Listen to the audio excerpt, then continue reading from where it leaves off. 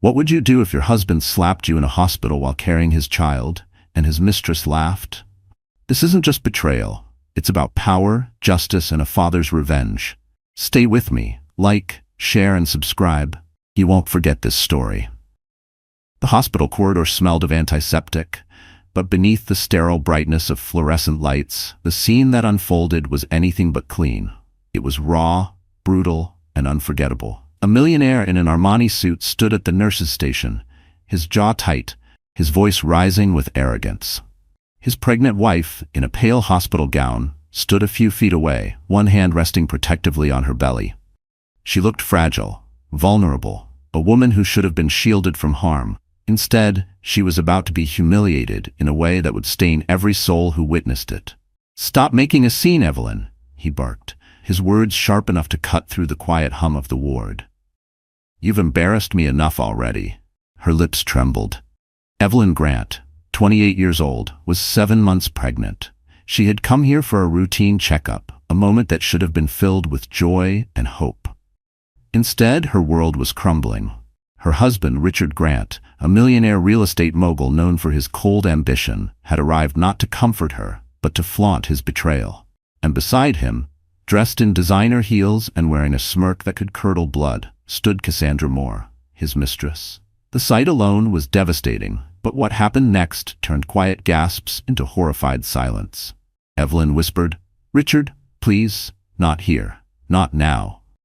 Richard's eyes narrowed, his pride wounded by her plea. Then, in a move so shocking that nurses froze mid-step and a security guard's jaw dropped, he raised his hand and slapped his pregnant wife across the face.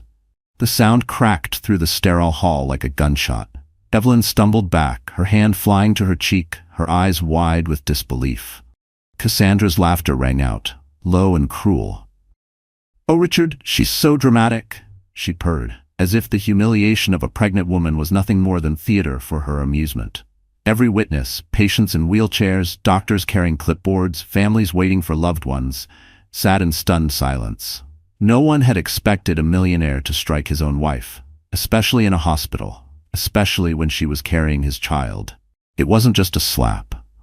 It was a declaration of power, a statement that he thought money and status placed him above morality, above compassion, above consequences. But little did Richard know, this moment of arrogance would ignite a chain reaction that would destroy everything he had built. Because Evelyn wasn't alone. She wasn't just a pregnant wife. She was the daughter of Charles Grant, one of the most feared and respected CEOs in the corporate world. A man whose influence stretched across courtrooms, boardrooms, and governments.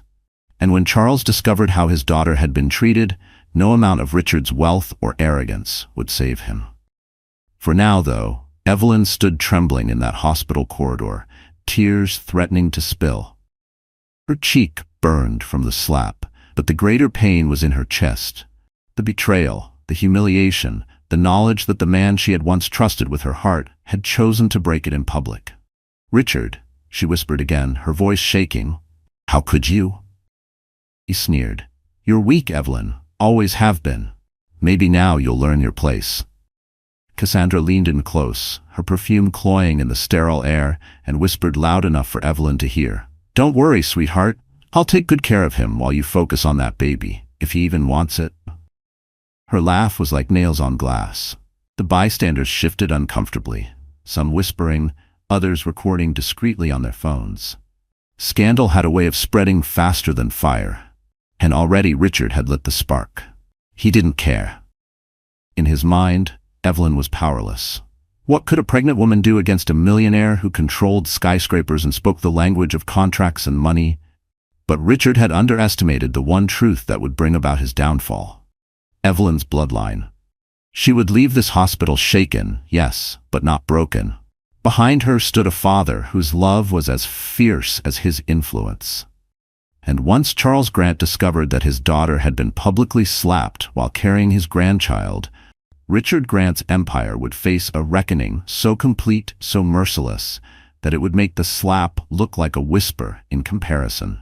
The witnesses in the hospital didn't know it yet, but they had just seen the opening act of a scandal that would explode across headlines, shatter reputations, and end with the courtroom humiliation of a man who thought he was untouchable. And Evelyn, the woman who had been struck down in front of strangers, would rise again, not just as a wife betrayed, but as a mother, a daughter, and ultimately as the woman who stood tall while her millionaire husband crumbled to dust. What no one expected, not even Evelyn herself, was how quickly the tables would turn. Before the slap, before the shame that echoed through the hospital corridor, Evelyn Grant had once believed in love. She wasn't born into poverty, but she wasn't raised in luxury either. She lived in the quiet balance between modest comfort and hidden privilege. The daughter of Charles Grant, CEO of Grant Global Industries, a name that carried weight across continents. But Evelyn never flaunted her father's wealth. From a young age, she longed to live like an ordinary girl, to experience friendships, romance, and career ambitions without her last name overshadowing everything. At 28, Evelyn had carved out a simple, yet fulfilling life. She worked as a children's literature editor at a mid-sized publishing house in Boston. She adored stories, the ones that made children laugh, that filled their dreams with courage and hope. In her small office lined with colorful illustrations and stacks of manuscripts, Evelyn found joy in nurturing the voices of young authors. Her co-workers knew her as kind, humble, and endlessly patient, the kind of woman who remembered birthdays and brought in homemade cookies during deadlines.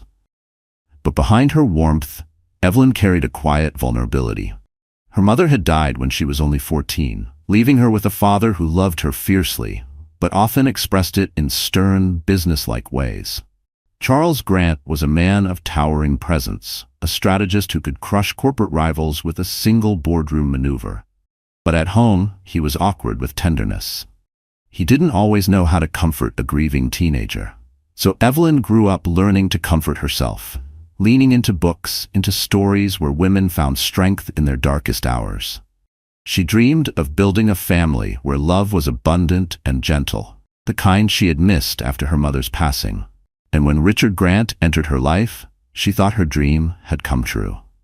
Richard was handsome, magnetic, and determined. He wasn't related to her family despite sharing the same last name. It was coincidence, or maybe fate. He came from modest roots and carried himself like a man who had clawed his way into success. Evelyn first met him at a charity event hosted by her publishing house. He had just closed a massive deal in real estate, and his confidence filled every corner of the room. When his eyes fell on her, he didn't see the CEO's daughter. He saw Evelyn, the graceful editor, in a modest navy dress, sipping sparkling water with quiet dignity. He courted her with charm and persistence, flowers delivered to her office, late-night phone calls where he asked about her favorite childhood books, walks along the Charles River where he promised her a life filled with laughter, adventure, and security. For the first time, Evelyn felt truly seen, not as Charles Grant's daughter, but as herself. She ignored the faint warnings whispered by friends who found Richard's ambition a little too sharp, his charm a little too rehearsed. Love, she thought, demanded faith. Within a year, they married. The wedding was elegant but not extravagant at Evelyn's request. She wanted intimacy, not spectacle. Richard smiled at her that day with what seemed like pure devotion, slipping a ring onto her finger with trembling hands.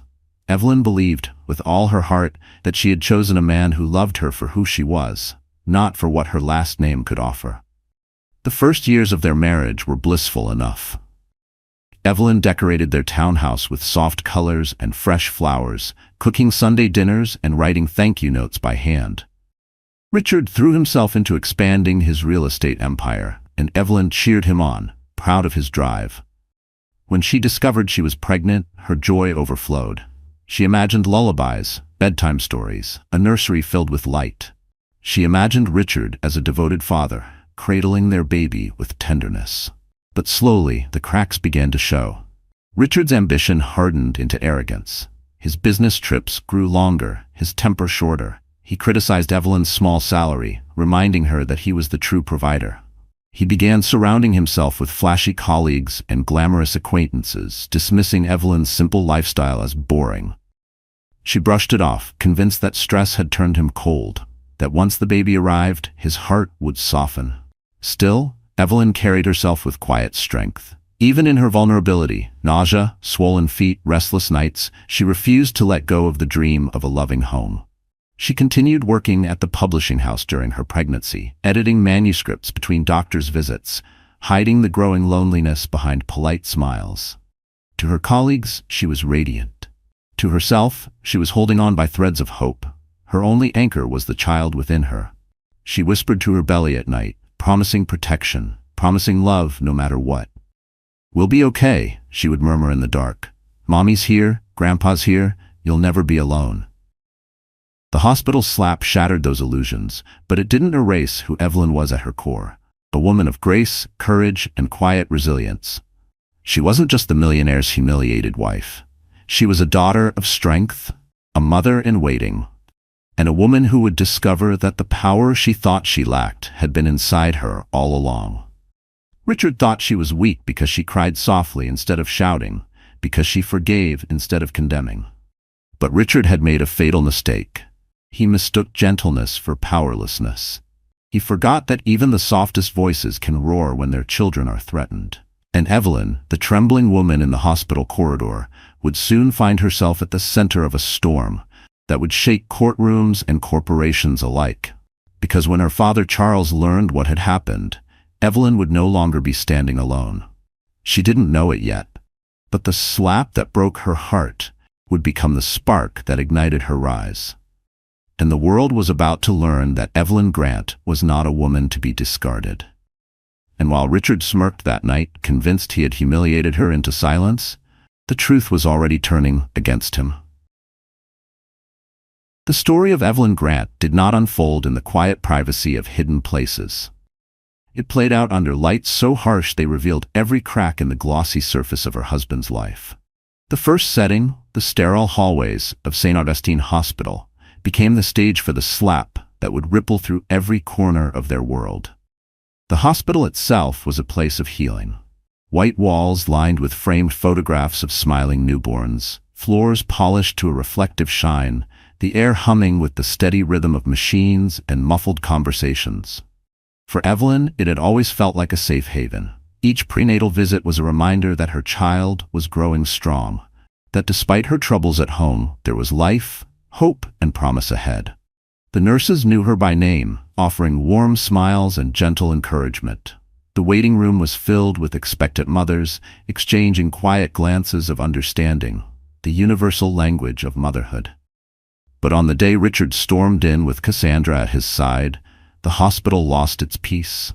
The sharp sound of his voice, the arrogance dripping from his words, shattered the calm like glass breaking in a church. His slap turned the maternity ward into a crime scene of humiliation, witnessed by strangers who would never forget the cruelty of a millionaire striking his pregnant wife. Some pulled out their phones, recording the scene, their cameras capturing not only the slap but the smirk of Cassandra and the trembling of Evelyn. That footage, though Evelyn did not know it then, would become evidence. Proof that Richard's pride had pushed him into public violence. It would spread through whispers, social media, and finally into the courtroom where the echoes of that hospital corridor would reverberate with devastating force. After the chaos of the hospital, Evelyn returned to her father's estate. The Grant family home was not simply a residence. It was a fortress of wealth and legacy. An imposing mansion on the outskirts of Boston, surrounded by sprawling gardens and wrought iron gates. Built in the early 1900s, its stone facade carried the weight of generations, while its interiors blended old-world elegance with modern power. Charles Grant had chosen the estate as his sanctuary, but it also served as the heart of his empire. In the wood-paneled library, deals had been negotiated that shifted industries. In the marble dining hall, presidents, CEOs, and dignitaries had dined beneath crystal chandeliers. To outsiders, it was intimidating. To Evelyn, it was bittersweet. It was where her father's love had always been more duty than affection. Yet when she returned after the hospital incident, bruised and tear-stained, the estate became her shield. For the first time in years, Charles held his daughter not as a CEO, but as a father. The contrast between the hospital and the estate was stark. One a place of healing desecrated by cruelty, the other a house of power transformed into a sanctuary. In those gilded halls, Evelyn found not only protection but a renewed sense of who she was. Her father's influence was no longer distant. It was a force ready to defend her. And Richard, arrogant enough to strike her in public, had no idea the walls he was about to collide with. But the final, and perhaps most dramatic setting of Evelyn's journey was the courtroom. The Massachusetts Supreme Court building, with its towering columns and solemn air, became the arena where Richard's empire would crumble. The building itself carried gravity, a place where justice was not dressed in designer suits, but in robes of authority. The marble floors echoed with footsteps of lawyers, clerks, and witnesses. The wood benches held spectators hungry for scandal, reporters scribbling notes, and ordinary citizens curious to see a millionaire face accountability. Inside, the courtroom had its own atmosphere of power. The elevated bench where the judge presided. The long tables where attorneys prepared their weapons of words. The jury box waiting for ordinary men and women to weigh the extraordinary fall of a man who thought himself untouchable. And in the front row, sitting quietly with her hands folded over her pregnant belly, was Evelyn, a picture of grace under fire. The hospital footage played on screens for the jury. The sound of the slap echoed through the hushed courtroom, followed by Cassandra's laughter. Gasps filled the room. Richard's lawyers tried to downplay it, calling it a misunderstood gesture, but the image was undeniable. The jury didn't see a misunderstanding. They saw cruelty. They saw arrogance. They saw a man who had forgotten that money could not erase shame. Cassandra herself appeared in court, her smirk replaced with nervous fidgeting under the sharp questions of Charles Grant's legal team. She tried to paint Evelyn as weak, overdramatic, and unworthy of Richard. But the courtroom was not a hospital hallway. Here, truth mattered. And the truth was that Cassandra was a mistress who had laughed at a pregnant woman's humiliation, standing as a symbol of Richard's betrayal. The estate, too, found its place in the trial. Documents were revealed showing that Richard had attempted to leverage Evelyn's connection to her father's empire, scheming to secure contracts and insider deals. His marriage to Evelyn had not been about love, but about proximity to power. The jury learned that what Richard considered weakness was actually Evelyn's strength, her choice to live simply, to love sincerely, and to believe in people despite their flaws. Each setting, the hospital, the estate, the courtroom, wove together like chapters of a novel. The hospital revealed the cruelty. The estate revealed the strength behind Evelyn, and the courtroom revealed the reckoning. Richard had walked into St. Augustine Hospital believing he was in control. He strutted into Evelyn's life, believing she was powerless. He walked into court, believing his money and lawyers would shield him. But each place stripped him of another layer of his false power, until only the truth remained, a man who slapped his pregnant wife and lost everything because of it. Evelyn, once trembling in the hospital corridor, stood taller in each setting. At the estate, she found her father's support. In the courtroom, she found her own voice. And when the gavel finally struck, it wasn't just Richard who was judged. It was the arrogance of every man who ever believed that love could be used, that women could be broken, that motherhood was weakness. The settings of this story were not just backdrops. They were characters themselves, witnesses to cruelty, strength, and justice. And in their halls, Evelyn transformed from victim to victor. What Richard didn't realize as he sat sweating in that courtroom was that his punishment was only beginning. Every story of betrayal has its villains, and in Evelyn Grant's life, they came in the form of two people, her husband Richard and his mistress Cassandra. They weren't just antagonists in her personal story. They were the embodiment of arrogance and cruelty, two figures so wrapped in their own desires that they believed they could humiliate her without consequence.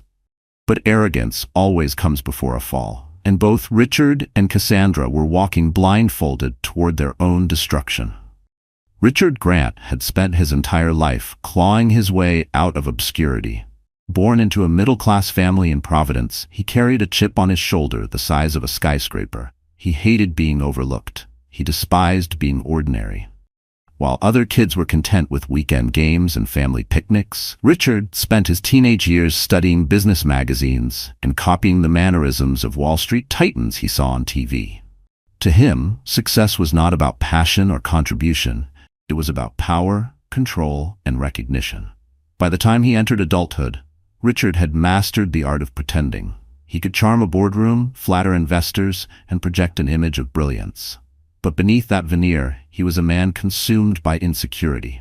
His real estate deals were risky, his debts mounting, his image more fragile than anyone realized. When he married Evelyn, he didn't see a woman, he saw an opportunity. To him, she was a trophy, beautiful, gentle, and most importantly, the daughter of Charles Grant. Richard believed he had secured not only a wife, but also a permanent seat at the table of power. At first, he played the role well. Loving husband, devoted partner. But the act could only last so long. The moment Evelyn's simplicity and quiet life no longer served his hunger for prestige, he grew restless. He craved more than her gentle support. He craved admiration, lust, and validation from people who mirrored his own hunger. Enter Cassandra Moore. Cassandra was 26, ambitious, and dazzling in a way that drew attention the second she entered a room. She worked as a luxury events planner, mingling with the wealthy and powerful, always angling for her next step up the social ladder. To her, Richard was not just a lover, he was a ticket. She saw his arrogance not as a flaw, but as a tool she could manipulate. Where Evelyn offered quiet love, Cassandra offered adoration fueled by calculation. She laughed at Richard's cruel jokes, stroked his ego, and fed his belief that he deserved more than what he had. She also despised Evelyn. To Cassandra, Evelyn was everything she wasn't. Refined, respected, and legally married to the man Cassandra wanted to claim. Cassandra mocked Evelyn's modest fashion, sneering at her maternity clothes as if pregnancy was a weakness. She whispered poison into Richard's ear, convincing him that Evelyn was holding him back, that he needed to upgrade to a partner who matched his ambition. Cassandra's beauty was a mask for her venom, and she wore it proudly. Together, Richard and Cassandra became a spectacle of shamelessness. They flaunted their relationship at private parties, confident that Evelyn's quiet nature meant she would endure in silence. They underestimated her completely. Richard told himself that Evelyn was too weak to fight back, too dependent on his money, too afraid to leave. Cassandra believed Evelyn would eventually fade into the background, a forgotten wife replaced by a shinier, louder mistress. But the slap at the hospital was their fatal mistake. It wasn't just violence, it was exposure. For the first time, their arrogance was on full display, captured not only in the horrified eyes of witnesses, but also on video. And that slap revealed the core of who Richard truly was. A man so desperate for control that he would strike his pregnant wife rather than face his own insecurities. Cassandra, standing by his side, laughed at Evelyn's pain. That laugh became her undoing. In the court of public opinion, her cruelty was worse than Richard's violence. People could at least imagine anger clouding judgment, but laughter at the suffering of a pregnant woman, was unforgivable. Overnight, Cassandra transformed from glamorous mistress to public villain, her name whispered with disgust at charity galas and corporate events. Richard, meanwhile, spiraled deeper into arrogance. When Evelyn left for her father's estate, Richard sneered, convinced that she would come crawling back. He bragged to his colleagues that Charles Grant wouldn't dare cross him, that business was business and personal drama was irrelevant. He underestimated Charles the way he underestimated Evelyn, blind to the storm brewing against him. Inside, though, Richard was unraveling. His real estate empire was more fragile than he admitted. Deals were collapsing, investors were wary, and whispers of bankruptcy followed him like shadows. Instead of repairing his marriage, instead of seeking forgiveness, he doubled down on cruelty. He flaunted Cassandra in public, convinced that bravado could cover up weakness. But each step brought him closer to ruin. Cassandra, too, began to see cracks in her golden ticket. The courtroom forced her to face the reality she had laughed off. Cross-examined by Charles Grant's attorneys, she stuttered under pressure, her lies unraveling as fast as Richard's empire. The woman who once strutted into rooms with confidence now sat in the witness box, sweating under the weight of her own arrogance. They thought Evelyn was their victim, but in truth, they were victims of their own greed and pride. Richard's obsession with power blinded him to the strength of the woman he betrayed. Cassandra's hunger for status blinded her to the consequences of cruelty. Together, they were a house of cards collapsing under the weight of one slap, one laugh, and one woman's resilience. Richard and Cassandra became the perfect antagonists, not because they were clever, but because they were careless. They believed money and beauty could shield them from accountability. They believed Evelyn's gentleness was weakness. They were wrong. And as the trial drew near, their smirks faded, replaced by the dawning realization that the world they had mocked was about to bury them. And when Charles Grant finally stepped into the courtroom, Richard and Cassandra would understand what true power looked like. For weeks after the hospital incident, Evelyn Grant tried to live in the shadows of her father's estate, shielded from the whispers of society. But scandals have a way of crawling out of the dark, clawing their way into the spotlight. Richard thought he controlled the narrative. He believed he could dismiss what happened at St. Augustine Hospital as domestic tension, an exaggeration blown out of proportion. But he didn't realize how many eyes had seen the truth that day, or how many phones had captured it. It started with a single video uploaded anonymously to social media. A shaky clip filmed from across the hospital corridor showed Evelyn standing pale and trembling in her maternity gown. Richard's voice was unmistakable, sharp and cruel. "You've embarrassed me enough already." Then came the slap, loud and shocking, followed by Cassandra's laughter echoing like poison. The video was less than 30 seconds long, but it spread faster than wildfire. By morning, it was everywhere. On Twitter feeds, in online tabloids, on the front pages of gossip blogs. "Millionaire slaps pregnant wife in hospital," the headlines screamed. Outrage flooded the internet. Hashtags trended worldwide. Strangers who had never heard of Richard Grant now knew his name, his face, and his cruelty. Comment sections were filled with disgust. How could he hit his pregnant wife? She deserves better. That Mistress laughing is pure evil. The scandal didn't stop at the screen. Soon, mainstream media picked it up. Morning talk shows replayed the video with solemn faces, condemning the arrogance of the millionaire. Feminist groups rallied outside Richard's office buildings. Sponsors and partners quietly began distancing themselves from his real estate empire, pulling out of deals before the damage could tarnish them too. But Richard remained defiant. He walked into his office tower the next day wearing a tailored suit and dark sunglasses, as if he could hide from the storm. "It's all noise," he told his board of directors. "These things blow over." He even joked about the video at a private dinner with Cassandra, saying, "At least they caught my good side." Cassandra laughed, sipping champagne, but beneath the glitter of her dress, even she felt the shift. The world was not laughing with them. It was sharpening its knives. The real exposure came at the annual Midtown Charity Gala. For years, Richard had used the gala as a stage to flaunt his wealth and connections. This year, despite the scandal, he refused to step back. He arrived with Cassandra on his arm, determined to prove he was untouchable. The ballroom glittered with chandeliers, champagne flowed, and photographers swarmed the red carpet. Richard posed with a smug smile, Cassandra clinging to him like a crown jewel. He believed that showing up would silence rumors, that wealth and glamour could erase shame. But as they stepped into the ballroom, the whispers began. "That's him. The one who slapped his wife. And that's the mistress who laughed." Everywhere they walked, eyes followed, filled with judgment. Investors who once shook his hand eagerly now avoided his gaze. Society women who once envied Cassandra's beauty now sneered at her. The glittering night became a cage, each chandelier light a spotlight on their disgrace. Halfway through the gala, the humiliation turned public. A journalist, bold and relentless, stood up during Richard's speech. "Mr. Grant," she called, her voice carrying through the hushed crowd. "Do you have any comment on the video of you striking your pregnant wife?" The room froze. Cameras turned. Cassandra stiffened, clutching Richard's arm. He forced a smile, his jaw twitching. "This is not the time or place for personal matters," he said, trying to wave it off. But the journalist pressed on. "So you won't deny it happened?" The crowd erupted in murmurs. Phones lifted into the air. Flashes exploded like fireworks. Richard's carefully constructed mask cracked under the weight of public judgment. He stammered, trying to regain control, but the video played in the minds of everyone in that room. His denial meant nothing. The evidence was already burned into their memories. Cassandra tried to laugh, whispering loudly enough for those nearby to hear, "People just love drama."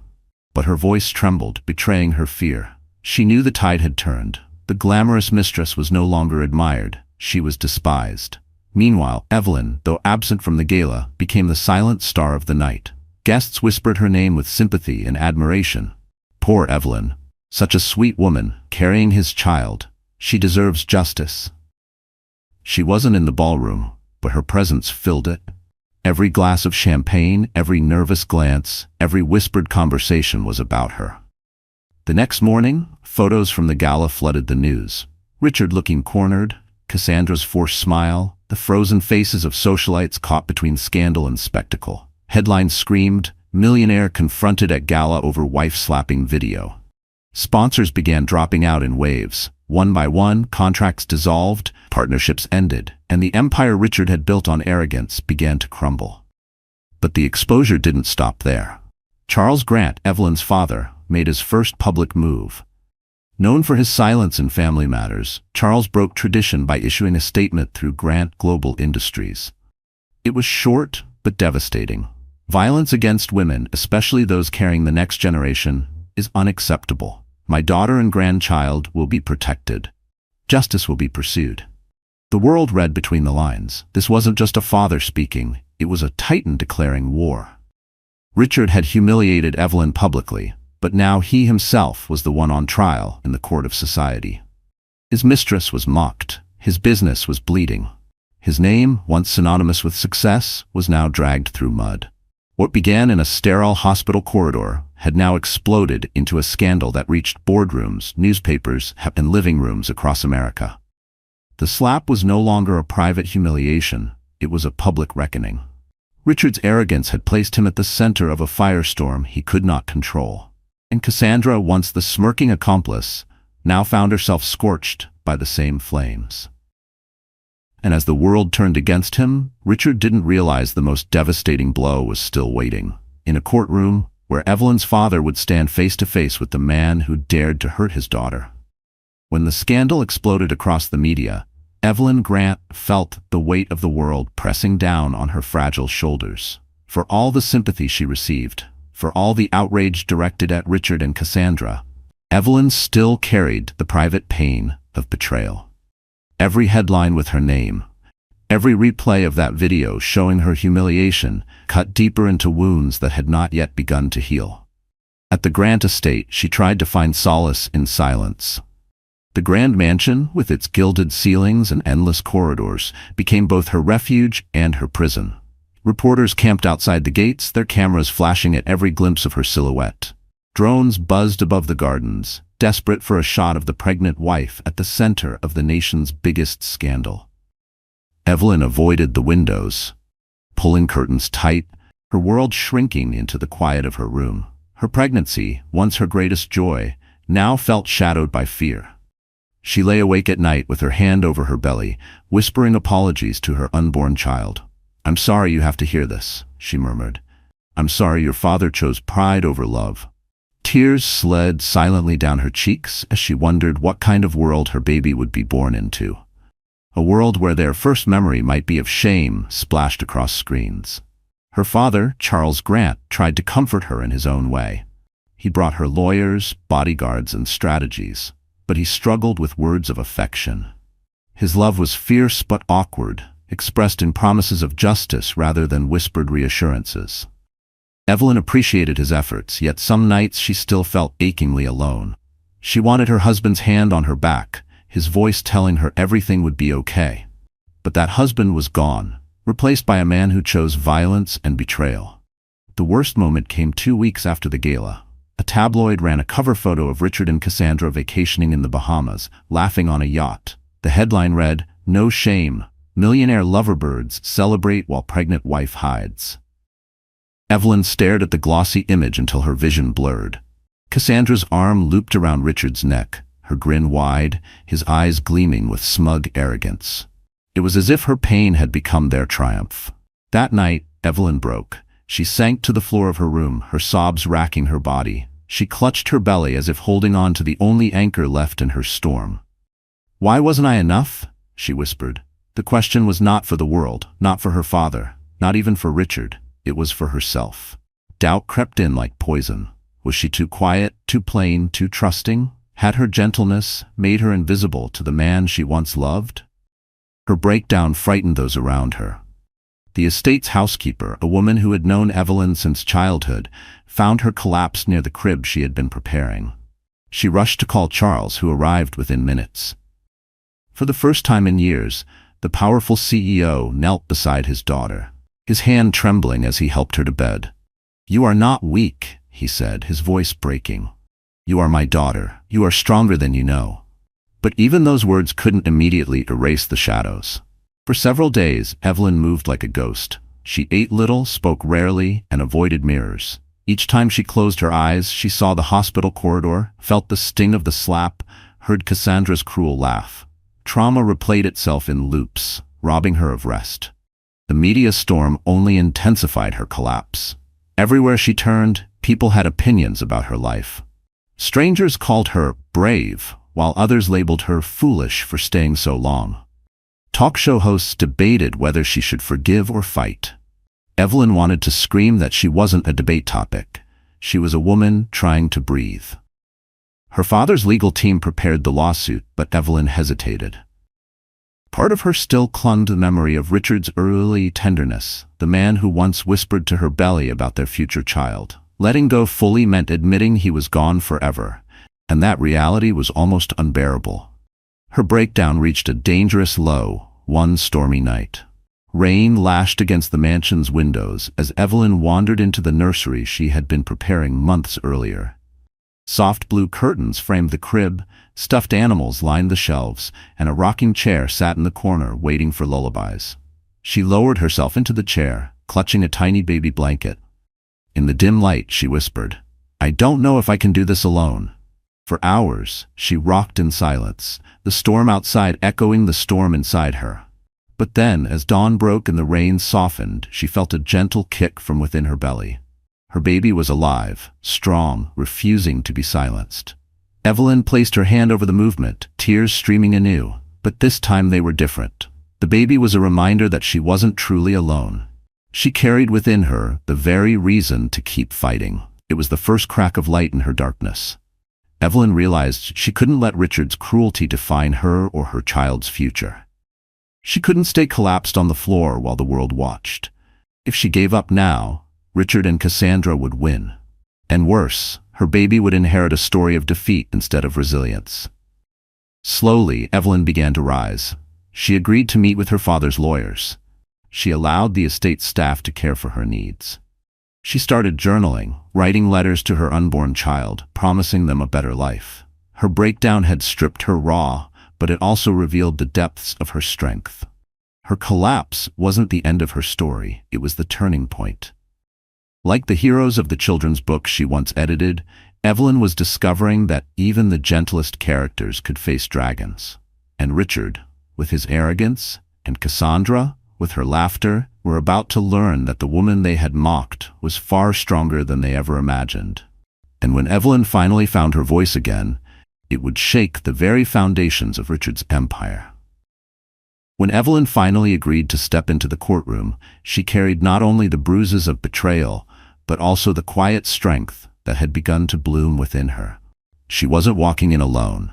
At her side was Charles Grant, the man the business world had long called a titan. For years, Evelyn had kept her distance from her father's ruthless empire, preferring a quieter life. But now, that empire was hers to lean on, and Charles was no longer just the CEO of Grant Global. He was the father who had sworn to protect his daughter and unborn grandchild at any cost. The courthouse was packed the morning of the trial. Reporters jostled for position on the steps, microphones thrust forward, cameras flashing like lightning. "Will Mr. Grant testify? Is it true there's evidence of fraud? What does Evelyn want in the divorce settlement?" The questions swirled, but Charles walked through the chaos with a calm that unnerved even seasoned journalists. Beside him, Evelyn moved slowly, her hand resting on her belly, her face pale but determined. Richard arrived minutes later with Cassandra, both dressed as if it were a red carpet event. He wore a custom suit, his chin lifted in defiance. Cassandra clung to his arm, her lips painted in a smug smile. To the flashing cameras, they looked untouchable. as though wealth and bravado could erase the slap that still burned across the nation's memory. Inside the courtroom, the tension was palpable. Evelyn sat quietly at her table, her lawyers prepared with stacks of evidence. Across the aisle, Richard's team oozed confidence. His lead attorney, a slick man with a reputation for bending the truth, whispered promises of victory. Richard leaned back in his chair, smirking at Evelyn as if to say, "You'll regret crossing me." But then the proceedings began, and the tide shifted. The prosecution opened with the hospital footage. The slap echoed through the hushed chamber, followed by Cassandra's unmistakable laugh. The jury flinched. Richard's lawyer objected, claiming the video was taken out of context, but the judge overruled. "The evidence speaks for itself," she said firmly. Already Richard's mask began to crack. Next came witnesses. Nurses testified to Evelyn's trembling after the slap. A security guard recalled Cassandra's cruel laughter. Each word carved deeper into Richard's credibility.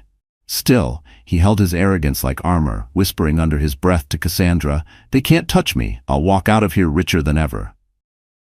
But he hadn't counted on Charles Grant. Halfway through the trial, Evelyn's father rose from his seat. The courtroom stilled. The judge recognized him immediately.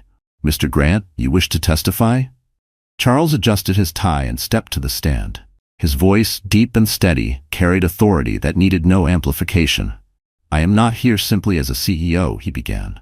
"I am here as a father whose daughter was humiliated, struck, and laughed at while carrying my grandchild." He paused, his gaze fixed on Richard. "But I am also here with evidence that this man is not just abusive, he is a fraud." Gasps rippled through the courtroom. Richard shifted uneasily in his chair. Charles continued. "Over the past several months, my investigators uncovered documents showing Mr. Grant has been embezzling funds from his investors. He has forged signatures, falsified reports, and funneled money into shell companies under Miss Cassandra Moore's name." He gestured toward Cassandra, whose painted smile faltered instantly. "This is not a husband protecting his family.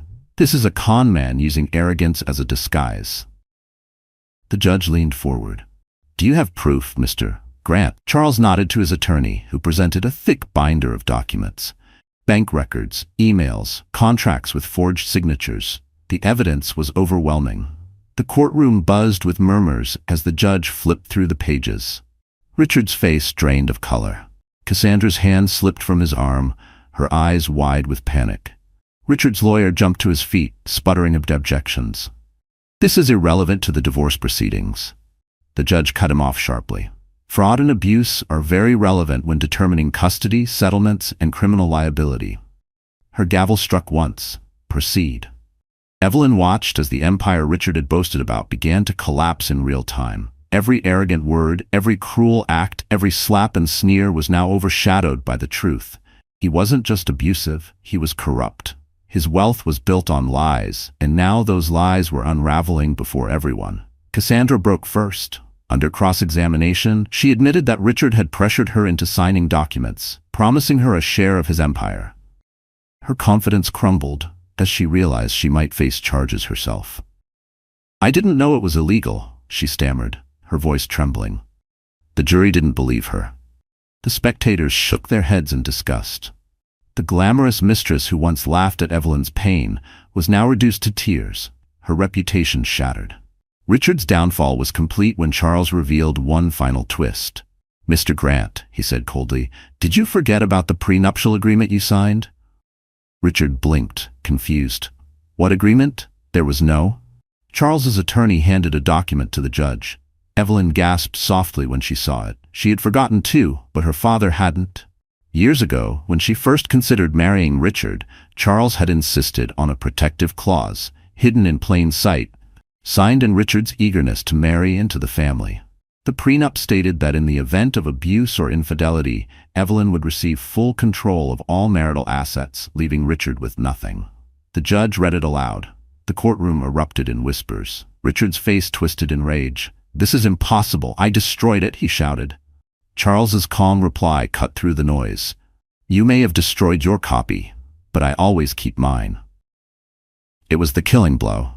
Richard's empire, his fortune, his reputation, all of it slipped through his fingers in that single moment. Evelyn, the woman he once mocked as weak, now sat quietly with everything. The trial ended with a decisive ruling. Evelyn was granted full custody of her unborn child, sole ownership of Richard's assets under the prenup, and the court referred Richard's fraud to federal investigators. Cassandra, implicated in the schemes, faced her own legal battles. As the gavel struck for the final time, Richard slumped in his chair, his arrogance finally broken. Cassandra wept silently beside him. Meanwhile, Evelyn held her father's hand, her eyes glistening not with tears of pain, but with relief. The twist was not just that her father had saved her, it was that she had been stronger all along. Charles gave her the weapons, but Evelyn was the one who stood tall in the storm.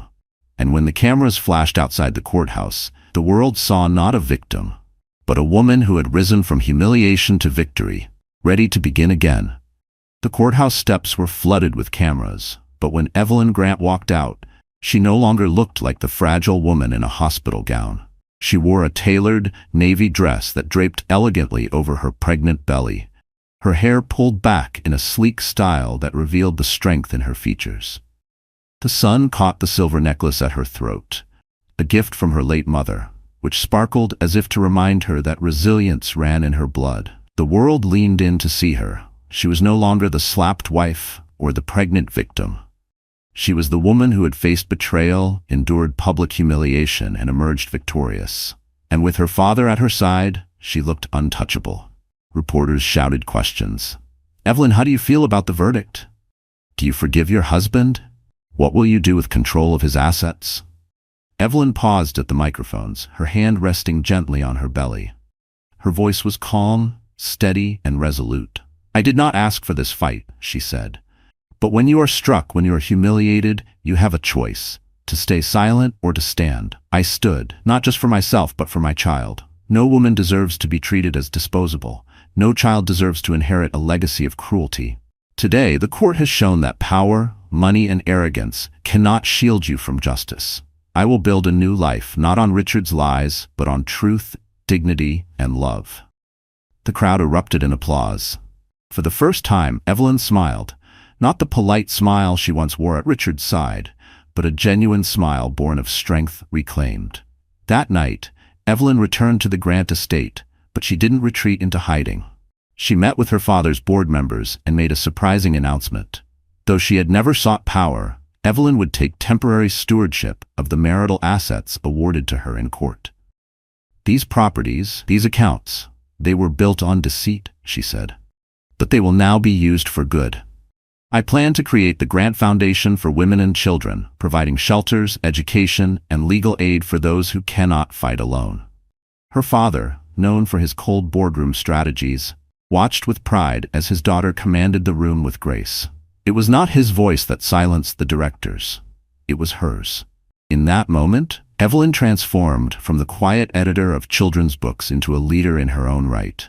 Meanwhile, Richard's fall was merciless. His assets stripped, his fraud under federal investigation, and his mistress testifying against him. He found himself abandoned by the very people who once clamored for his attention. Invitations to galas vanished. Investors fled. His office tower, once a symbol of his pride, was repossessed. And in the tabloids, the images of him leaving court with a scowl became the new face of disgrace. Cassandra fared no better. The glamorous Mistress became a pariah. Branded as a co-conspirator and the woman who laughed at Evelyn's pain, she lost her career, her reputation, and her social standing. Once she had strutted through charity events in designer gowns, now she avoided cameras, her name forever tied to scandal. The world had turned its back on her as swiftly as she had turned her back on Evelyn's humanity. But Evelyn didn't waste energy on revenge. Her greatest triumph was not Richard's downfall or Cassandra's humiliation. Her triumph was survival, transformed into strength, dignity, and a future she controlled. Months later, Evelyn gave birth to a healthy baby boy.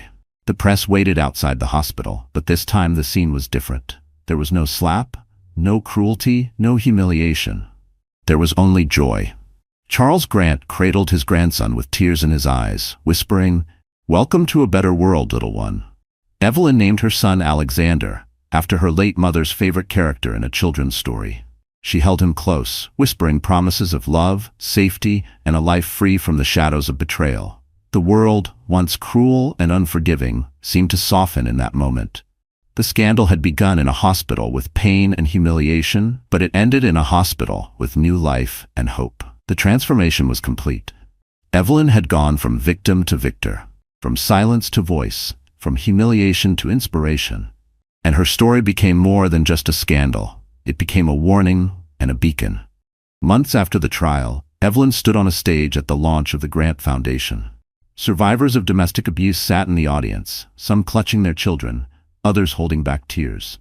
Evelyn spoke with the same steady calm she had found in court.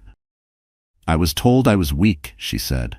"I was told that silence was my only option. But I am here to tell you, gentleness is not weakness. Tears are not failure, and motherhood is not a burden. We are stronger than the cruelty we endure. We are more powerful than the people who try to break us. I stand here not just as Evelyn Grant, but as proof that no woman, no mother, no daughter has to accept humiliation as her fate."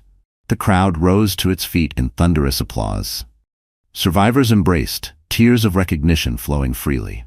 Reporters captured the moment, headlines the next day proclaiming, "From betrayal to triumph, Evelyn Grant inspires a nation."